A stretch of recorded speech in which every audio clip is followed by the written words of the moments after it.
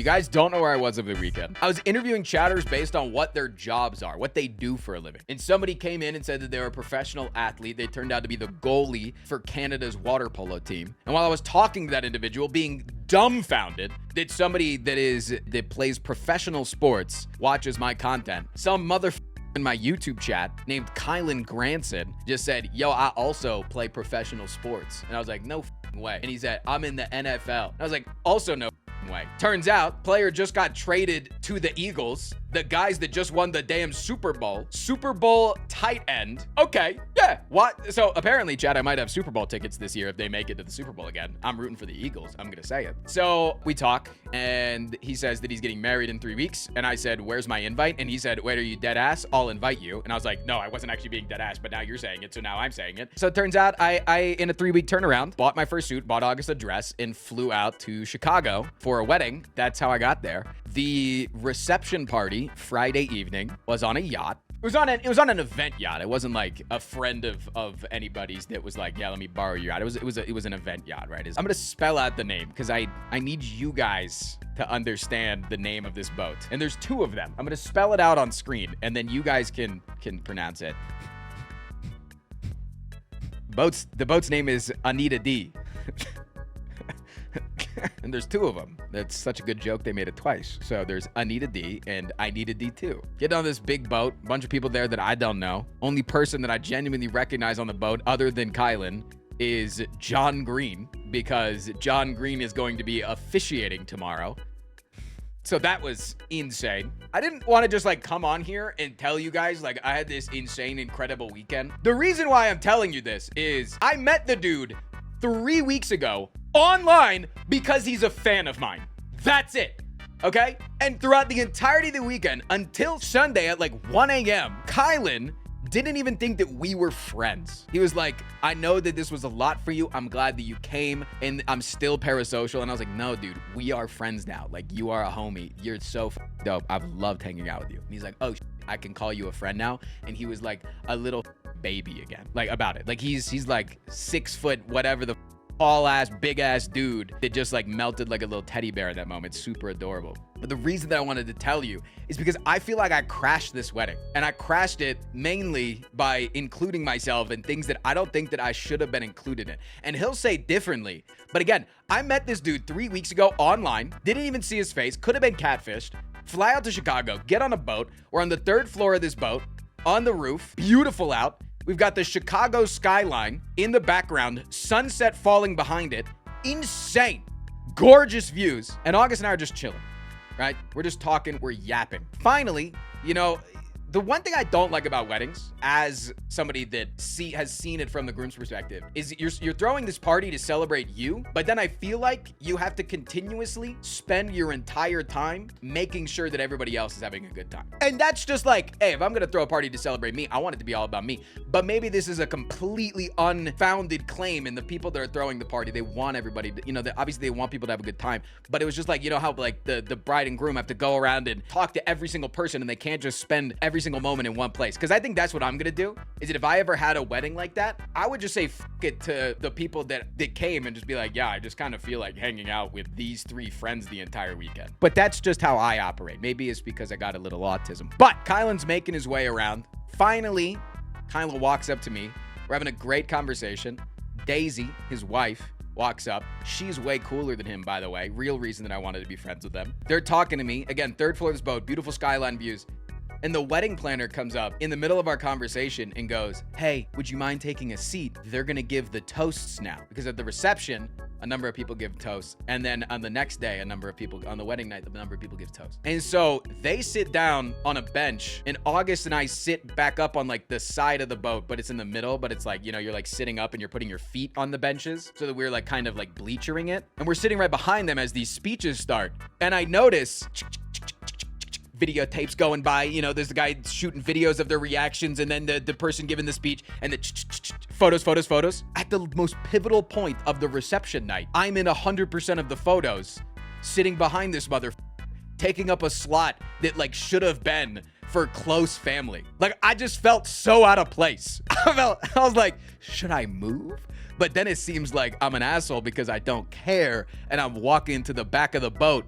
You know, like I just like, I don't belong this close to the bride and groom because I literally officially met them in person less than an hour ago. I have put name to face less than an hour ago because I can see all the photos online of the person, of them interacting. I don't know what he actually looks like until I get there.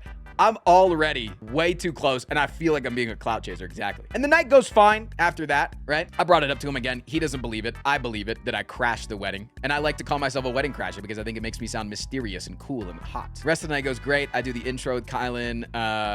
The boat was amazing. The view. Honestly, I thought that I was going to be more social because I'm a little extrovert. I just kept finding myself awestruck by the views, and I was just staring out the side of the boat. I haven't been on the water, and I haven't been on any sort of water in a really long time, so it was amazing. As we're leaving, rain starts kicking up, so everybody kind of like flees really quickly. And August and I just end up going back to our hotel at like 10 p.m. Weddings are weird to me in terms of like the order of operations. This is probably just a me thing, but I don't get why at weddings you do the ceremony first. Is that a me thing? I don't get that. That's like wedding 101. Is the first thing that you do is the ceremony. I don't get why it goes first because people are bound to show up late. Traffic happens. Accidents happen. People get forgetful. People miss the Uber or the bus. There was a shuttle that was taking us from the hotel. I know that you party after the ceremony, but I think if I do a wedding, because again, I don't know if August and I are having a wedding. I think that we're not going to do the ceremony first. It's a picture moment, so you want everybody to look their best. That's fair. Wedding is insane. Kylan looks crazy good. Dude is wearing a Jedi cape. Legit almost stumbles down, walking down these stairs. Again, by the way, you're like, oh, the reception was on a yacht. Where was the wedding? They rented out the Fields Museum. If you don't know, it's a famous museum in Chicago where there's dinosaurs. It's a giant museum. The dinner was underneath the Brontosaurus. That's insane. That was bonkersly cool. I can show you this one picture. In order to find your name and where you were seated, you had to find it like a fossil inside of this little thing. You see that? You had to find your little, yeah, that was so sick. You had to search for your own name. We were sat at the content creator table. Naturally, I was sitting next to John Green and his wife, Sarah, who are an absolute delight. Who is John Green? The guy who wrote Fault in Our Stars, one of the Vlog Brothers, Crash Course. Just Google him. You'll probably recognize it. Tuberculosis guy. Very cool guy. At one point, they come over the mic, they bring the music down, and they say, Daisy has asked that all the football players and influencers line up for a photo. Everybody gets up for a photo. And so we're all just congregating to this one place.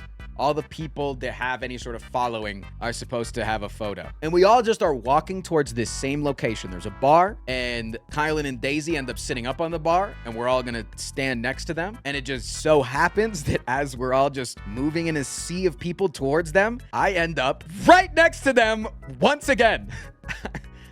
I'm directly next to them. I don't feel like I should be here. But also, like, the taller people are going towards the outside because that just makes more sense.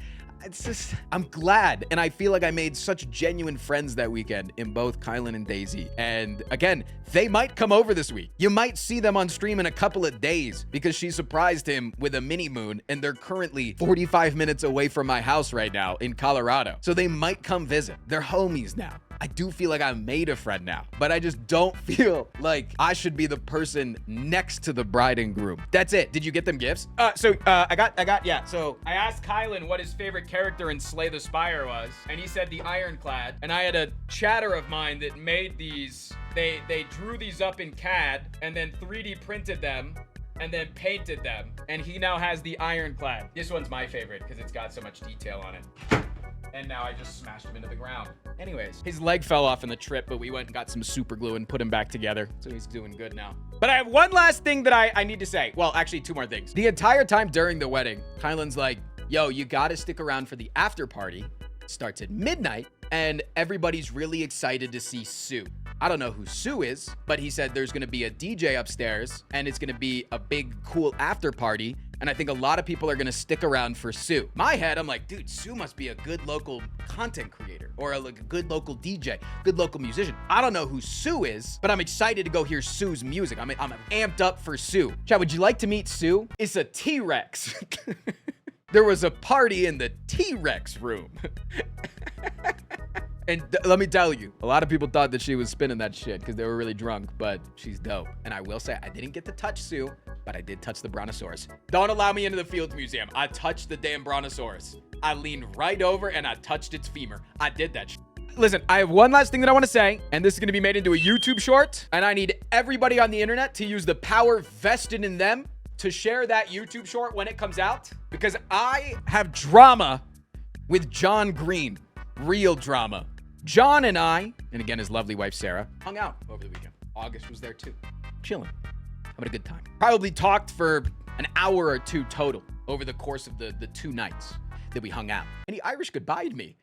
John, I thought we had something good. I was teaching you how to use OBS, which I wouldn't share with my fans, that you're so old that you don't know how to use such a basic program for streaming and instead stream your webcam directly to YouTube. Hey, I wasn't going to out that knowledge to the internet that I might be smarter than a guy who wrote a book all about tuberculosis because I can use that program. But if you want to start beef, buddy, or you just want to apologize and like maybe just like say goodbye next time. No, it was genuinely a great time to see him. John's dope, but I am sad that he Irish goodbye. He Irish goodbye, like, I think Kylan too. Like, that was sad, man. Either way, absolutely surreal experience. Really glad that we went. And now I have my first suit, which I will use at every single venue that I need it for. Sometimes you want to dip and you don't want to spend 15 minutes saying goodbye. No, I get that.